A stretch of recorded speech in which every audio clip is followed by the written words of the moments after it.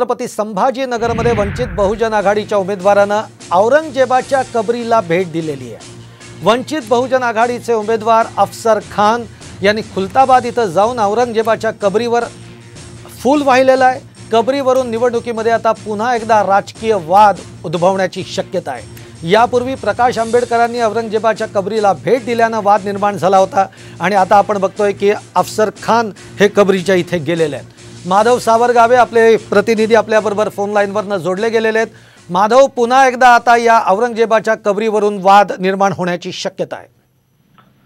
सुहास, गेली अनेक वर्ष छत्रपती संभाजीनगर जिल्ह्यामध्ये खान की बाण असं राजकारण सातत्याने चाललेलं आहे।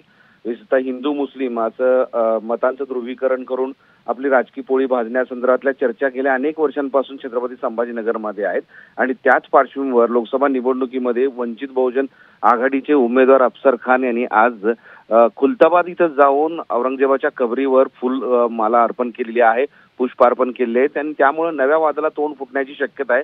कारण बघितलं तर एक वर्षभरापूर्वी अशाच पद्धतीनं प्रकाश आंबेडकर यांनी सुद्धा कबरीवर जाऊन तिथे पाहणी केली होती आणि त्यानंतर वाद मोठ्या प्रमाणात पेटला होता। पण आता निवडणुकीच्या पार्श्वभूमीवर ही भेट आणखी नव्या वादाला तोंड फुटू शकते अशी एक चर्चा सुरू आहे आणि त्यामुळे पुन्हा एकदा खान की बाणाचं राजकारण किंवा हिंदू मुस्लिम या मतांचं ध्रुवीकरण होतं का हे पाहणं महत्त्वाचं असेल।